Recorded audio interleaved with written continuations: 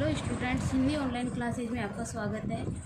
पिछले वीडियो हमने समास की परिभाषा, समास विग्रह की परिभाषा, समास के प्रकार, तत्पुरुष समास की विभक्ति के आधार पर प्रकार के बारे में अध्ययन किया। अब हम इस वीडियो में समास के बचे हुए प्रकारों के बारे में पढ़ेंगे। अब आता है हमारा दो प्रकार हमने पढ़ चुके, अव्ययभाव समास और तत्पुरुष समास। अब आता है इसका तीसरा प्रकार द्विगु समास।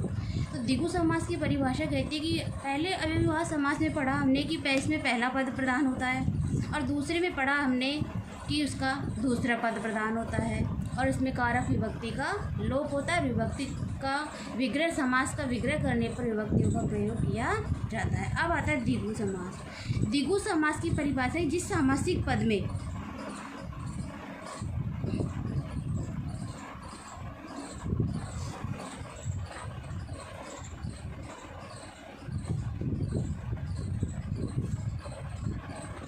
पहला पद संख्यावाची हो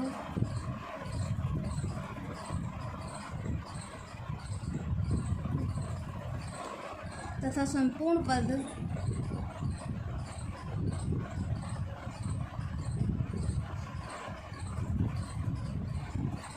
एक समूह का बोध कराए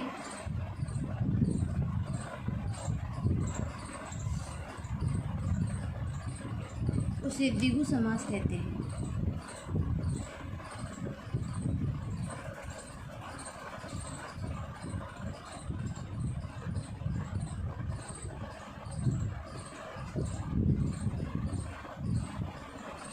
जैसे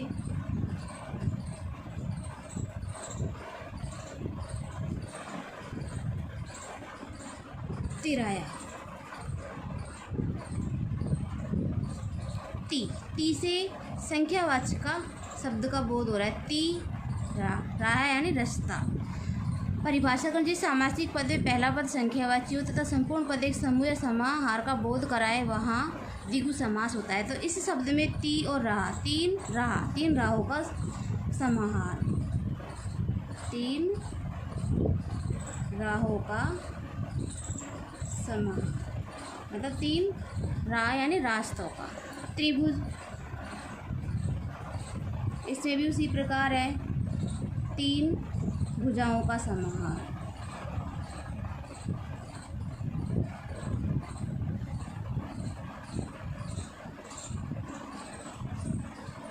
पंचवटी,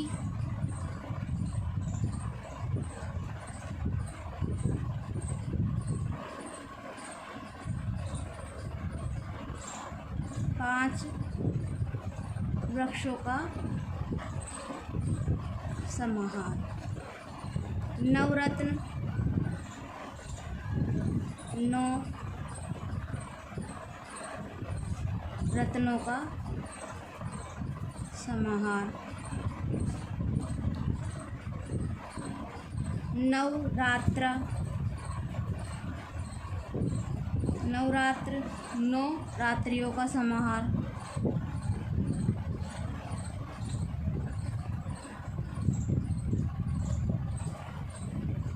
इसी प्रकार बहुत सारे हो जाएंगे इसमें। शतक, 700 का समाहार, 100 का समाहार। दशक, 10 का समाहार।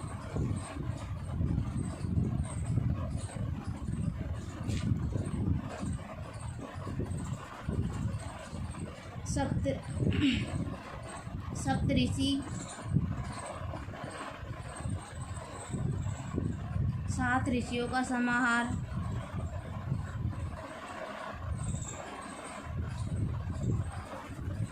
इसी प्रकार इसके बहुत सारे हो जाते हैं। ऐसे हम बहुत सारे उदाहरण इसके बना सकते हैं। सतसई, 700 का समाहार।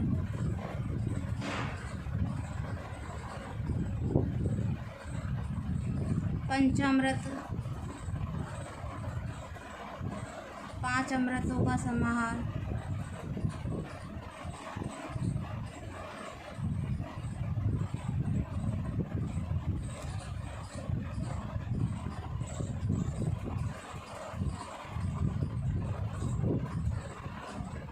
पंसेरी, 5 शेर का समाहार,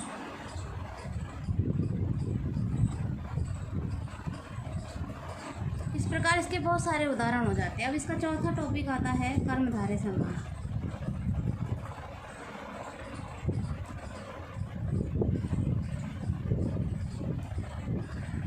कर्मधारय समास में क्या होता है कि जिस सामासिक पद में एक पद विशेषण और दूसरा पद विशेष होता है, जिस सामासिक पद में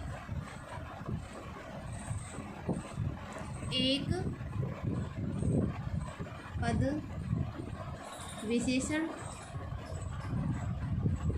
और दूसरा पद विशेष होता है,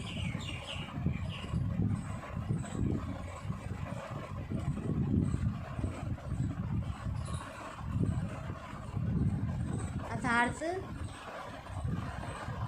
एक पद उपमेय और दूसरा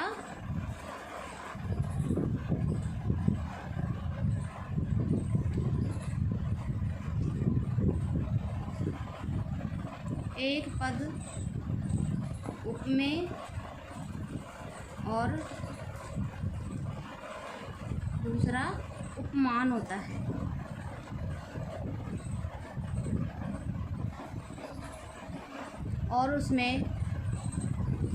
और इसमें गुणों का वर्णन किया जाता है।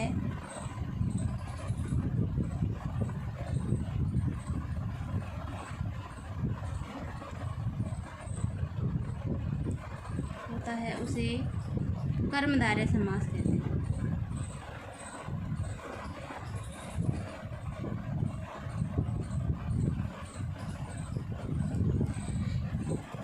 द्विगु समास से पहला पद संख्यावाची होता है और दूसरा पद समूह समूहार का बोध होता है। इसमें पहला पद विशेषण और दूसरा पद विशेष होता है। जैसे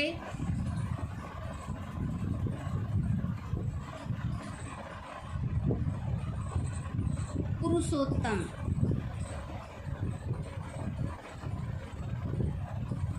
पुरुष है जो उत्तम।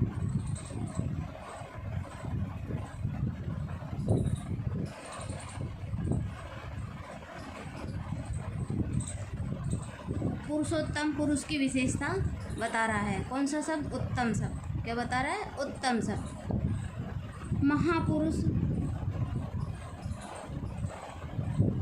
महान है जो पुरुष।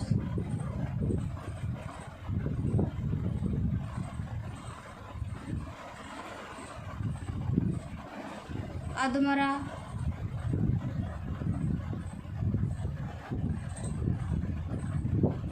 आधा है जो मरा।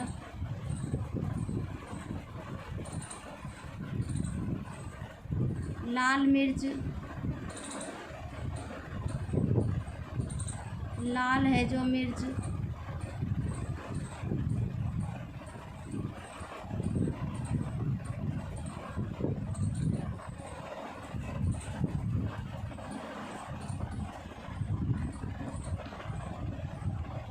महर्षि, महान है जो ऋषि।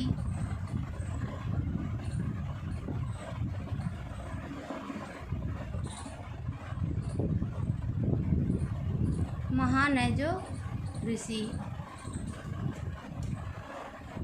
ऐसे ही विद्याधन, विद्यारूपी धन।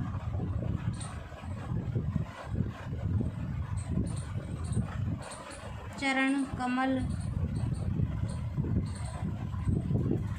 चरण है जो कमल।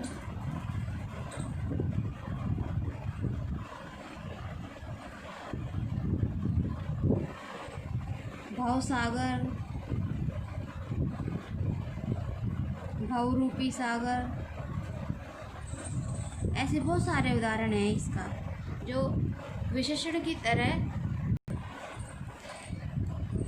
इस परिभाषा में है कि जिस सामासिक पद में एक पद विशेषण दूसरा पद विशेष होता है अर्थात पद उपमान और उपमेय होता है उसे कर्मधारय समास कहते हैं। तो पहला पद विशेषण और दूसरा विशेष और उपमेय उपमान अगर समझें तो उपमेय तो वो होता है जिसकी तुलना की जाए और उपमान वो होता है जिससे की जा रही है, जिससे की जा रही है। उपमेय वो होता है जिसकी तुलना की जा रही है। तो किसकी तुलना की जा रही है? पुरुष की तुलना की जा रही है। और उपमान होता है जिससे की जा रही है, किससे? पुरुष है जो उत्तम, तो और पुरुषों से उसकी तुलना की जा रही है। किससे की जा रही है? और पुरुषों से। तो उपमेय उपमान ये चीज़ होती है। और इसके और उदाहरण देखें हम, सज्जन,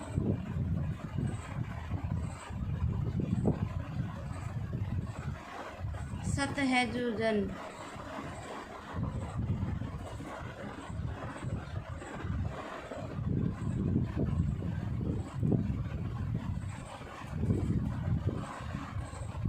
बहुमूल्य, बहुत है जिसका मूल्य,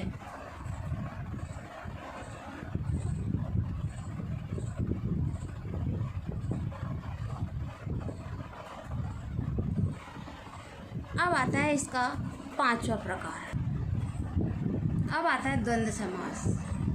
इसका पांचवा प्रकार है द्वंद्व समास। जिस सामासिक पद में दोनों पद प्रधान होते हैं, जिस सामासिक पद में दोनों पद प्रधान होते हैं तथा इसमें का विग्रह करने पर और अथवा या का प्रयोग किया जाता है,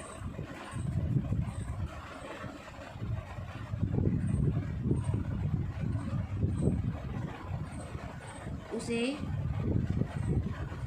द्वंद्व समास कहते हैं।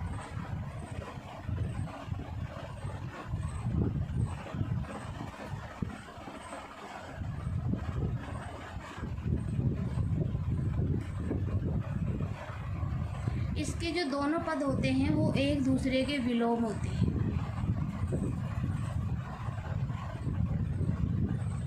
लेकिन हमेशा नहीं, ज़्यादातर। अब इसके उदाहरण देखें हम। उदाहरण भी इसके बहुत सरल सरल उदाहरण हैं। देखो, दाल रोटी,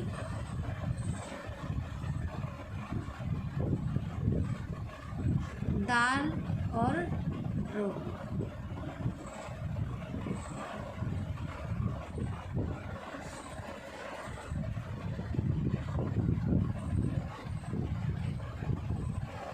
आना जाना,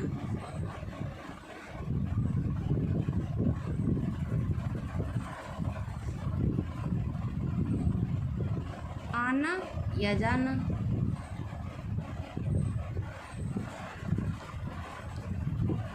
लाभ हानि,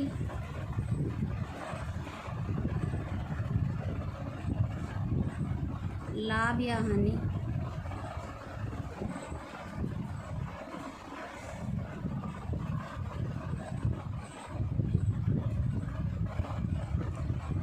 और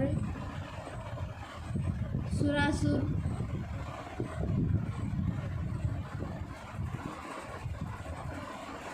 सुर या असुर।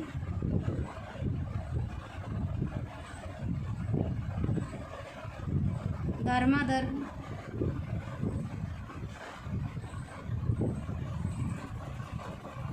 धर्म या अधर्म।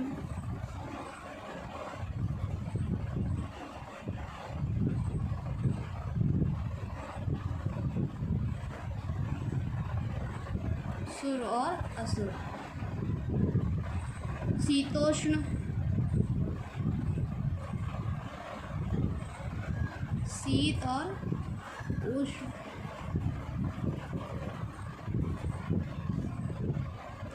अपना पराया,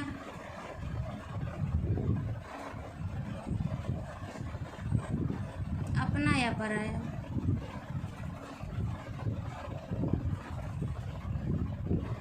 पाप पुण्य,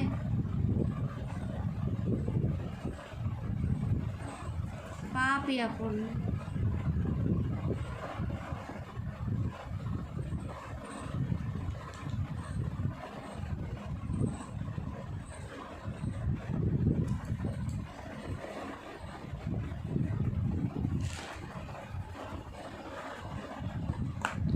आयात निर्यात,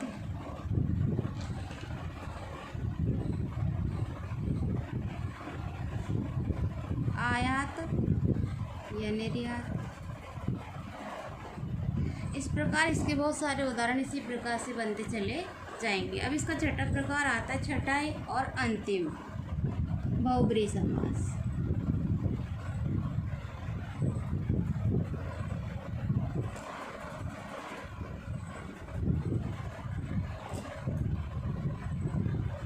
अब बहुब्रीहि समास में क्या होता है,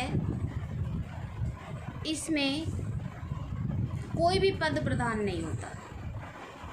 इसकी परिभाषा कहती है कि जिस सामासिक पद में कोई भी पद प्रधान नहीं होता फिर तो सामान्य अर्थ की अपेक्षा विशेष अर्थ की प्रधानता रहती है, वहाँ बहुब्रीहि समास होता है। तो इसकी परिभाषा देखें कि जिस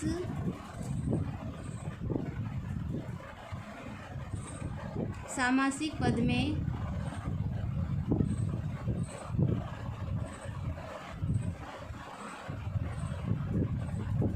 कोई भी पद प्रधान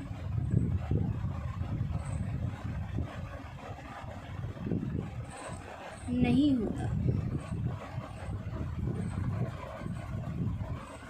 होता है, अपितु सामान्य अर्थ की अपेक्षा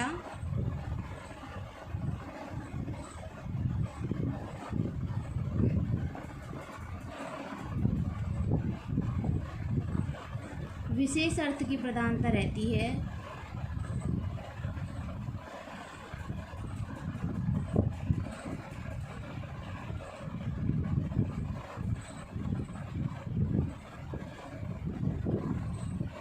अर्थात इस समास में दोनों ही पदों को छोड़कर अन्य अर्थ ग्रहण किया जाता है। अर्थात इस समास में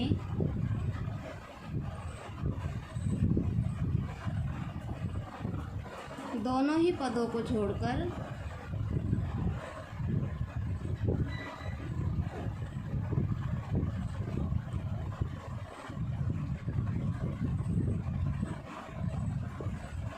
अन्य अर्थ ग्रहण किया जाता है।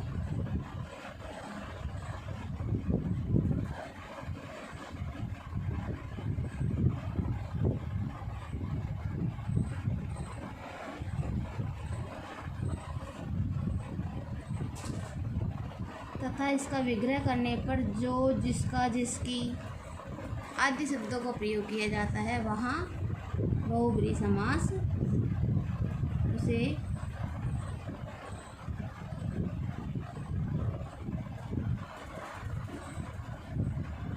बहुब्रीहि समास कहते हैं। अब जब इसका विग्रह किया जाता है तो जो, जिसका, जिसकी, वह आदि शब्दों का प्रयोग किया जाता है वो किस प्रकार किया जाता है वो उदाहरण के आधार पर समझेंगे हम। तो उदाहरण देखो, इसके सबसे पहले उदाहरण आता है गजानन।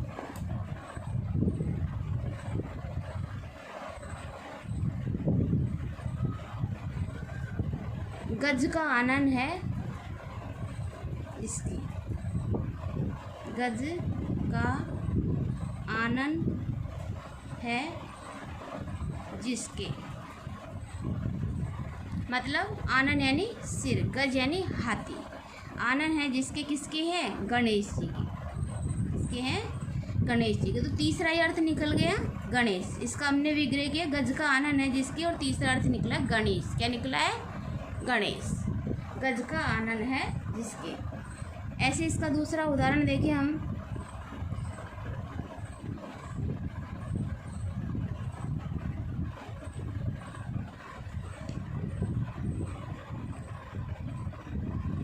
वज्रपाणी।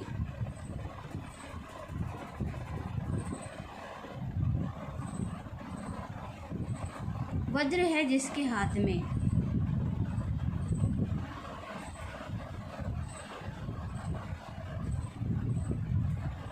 वज्र पाणी। वज्र है जिसके हाथ में, किसके हाथ में है वज्र? वज्रासन किसके हाथ में है? इंद्र के में। किसके में है? जो विश्वकर्मा की हड्डियों से बना हुआ था। किसने धारण किया था उसको? इंद्र ने। षडानन जिसकी 6 हाथ हैं। षड है, षड यानी 6, षड है आनंद जिसके।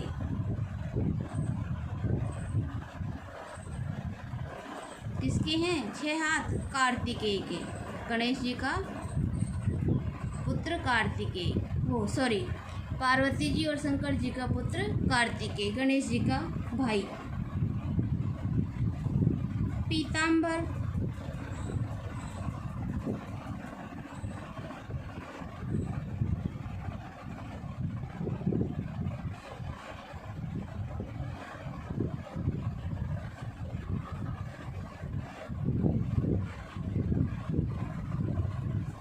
पीले हैं वस्त्र जिसके। इसके पीले वस्त्र कौन धारण करता है? विष्णु। कौन करता है? विष्णु। इस प्रकार इसका प्रत्येक उसका अलग अर्थ निकलता है, तीसरा ही अर्थ ग्रहण करता है। वहाँ बहुब्रीहि समास होता है। मुरारी, मुर नामक राक्षस को मारने वाला।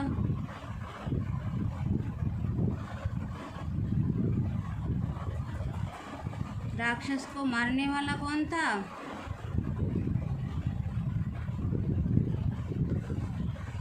कृष्ण।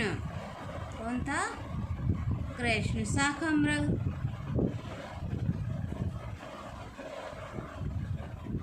शाखाओं पर विचरण करने वाला।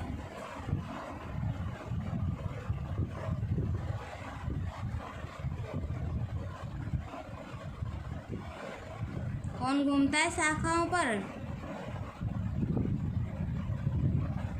बंदर। कौन घूमता है? बंदर।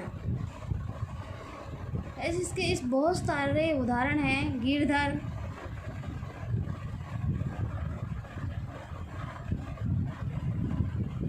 गिरी को धारण करने वाला।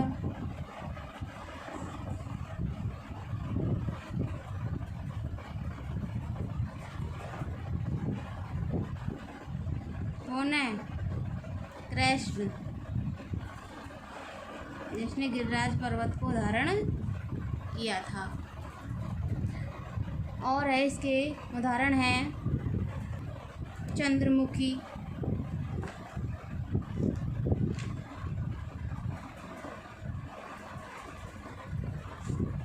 चंद्रमा के समान मुख वाली है जो।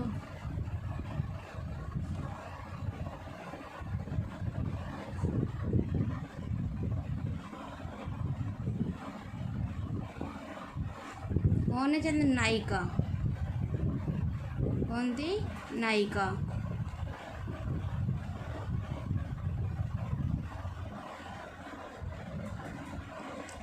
मनोज, मन में जन्म लेता है जो।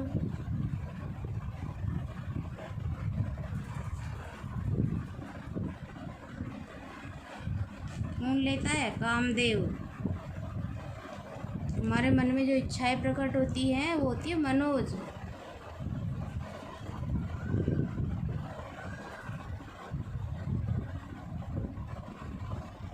और लंबोदर,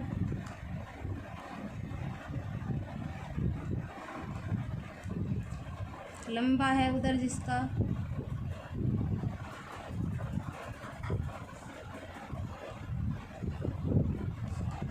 इसका है गणेश जी का।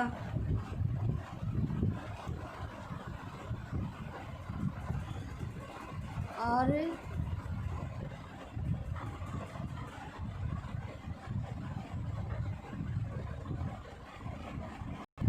वीणा पाणी,